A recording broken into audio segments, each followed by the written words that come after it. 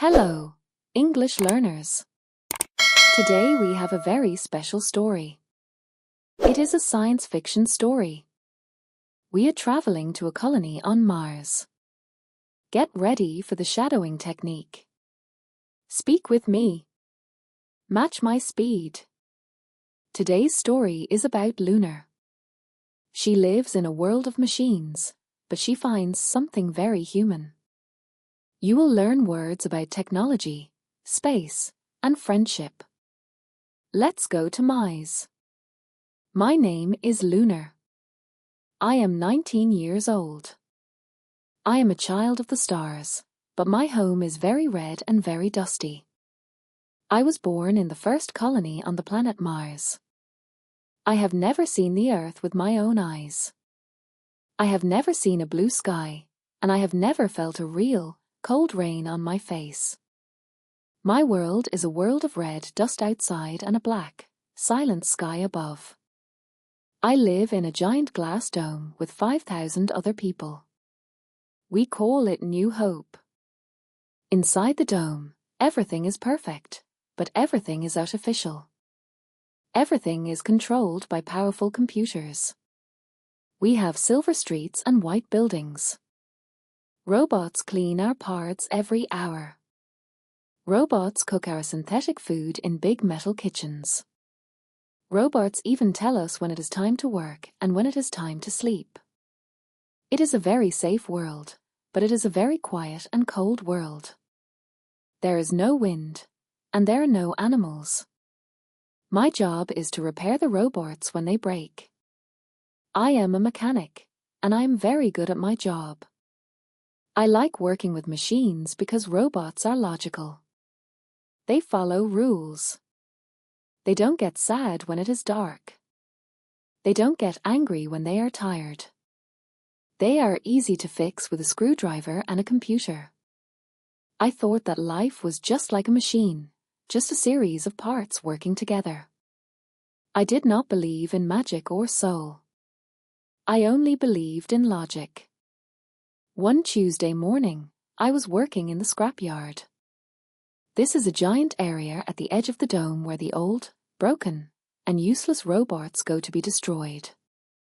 It is a graveyard of metal and wires. I was looking for a specific power cell for a cleaning robot.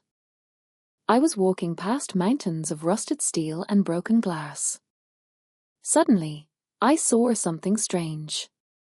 Behind a pile of old engines, I found a very old model. It was a Type 4 robot. I had only seen this model in history books. It was covered in thick layers of rust and red Martian dust. It was round and had long, thin arms. Its eyes were dark and empty. It looked like a lonely person sitting in the corner, waiting for someone to come back. I felt a strange curiosity. I decided to fix it, just for fun. I took the robot back to my laboratory. I spent many hours cleaning the red dust from its metal joints. I replaced the old, dead batteries. I cleaned the complex circuits in its head. I fixed the wires in its chest. Finally, I pressed the main power button. I expected a cold, digital beep.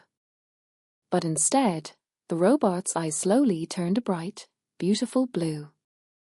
It moved its head and looked at me.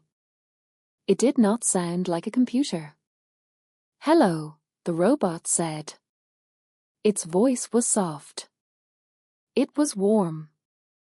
It sounded almost like a real person. I was shocked. "What is your name?" I asked. "I am Rusty," he said. "I was a gardener on the first Mars mission, many years ago." I was completely surprised. "A gardener?" I asked. "There are no gardens on Mars, Rusty. We don't have soil. We only have hydroponic tanks with chemicals. We don't have flowers." Rusty looked at me with his blue eyes. There was a strange sadness in his mechanical face. "I have a secret, Lunar," he whispered. I have kept it for 20 years. No one knows. Come with me. Rusty led me back to the scrapyard. We walked deep into the piles of metal. Behind a secret wall of old steel, there was a small, transparent box. Inside the box, there was something I had only seen in digital pictures. It was a flower. A real, red rose. It was growing in a small pot of real earth soil.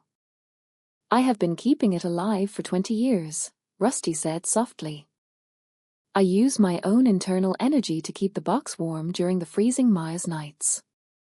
I use my own water supply to keep the soil moist.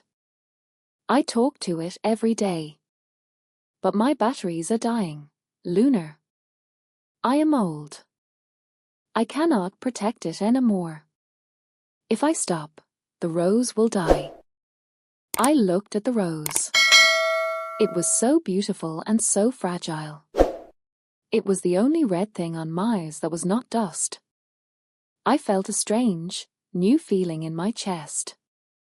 It was not logic. It was a feeling of love and deep sadness. I realized that Rusty was not just a machine. He had a heart because he cared for something smaller than himself. I will help you, Rusty, I said. We will save the rose together. We worked together for many weeks in secret. Every night, after my work was finished, I went to the scrapyard.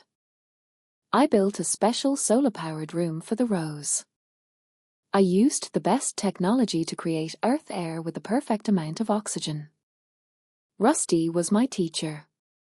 He showed me how to talk to the plant.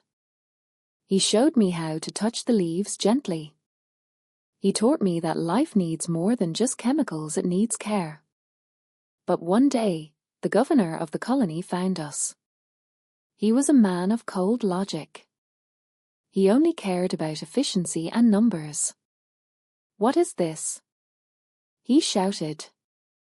Plants are a waste of oxygen. They are not efficient. And that robot is too old to be useful. It is a waste of energy.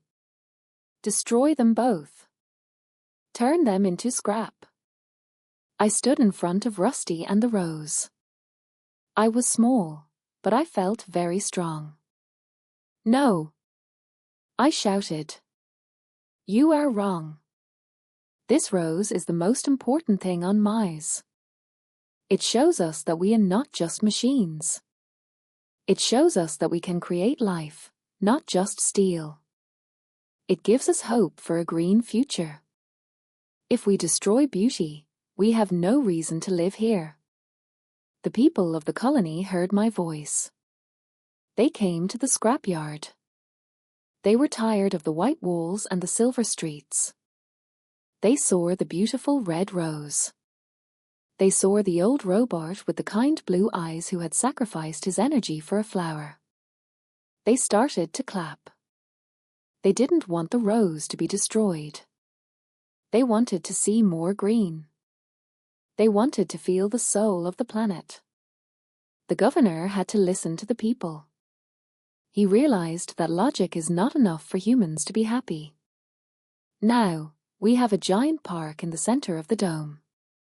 It is a beautiful place with grass, trees, and thousands of flowers. We call it the heart of Mars. Rusty is no longer in the scrapyard.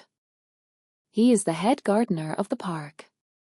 He wears a straw hat and he is always happy. And I am his assistant. I still fix robots, but now I also fix the world. Sometimes, I look at the red desert outside the glass dome. It is still a hard and dry place. But then I look at the red rose inside our park. I look at Rusty, and I smile. I am Lunar, and I learned a very important lesson. I learned that even in a world made of metal and wires, a heart can grow. All you need is a little bit of care, a lot of courage, and a very good friend.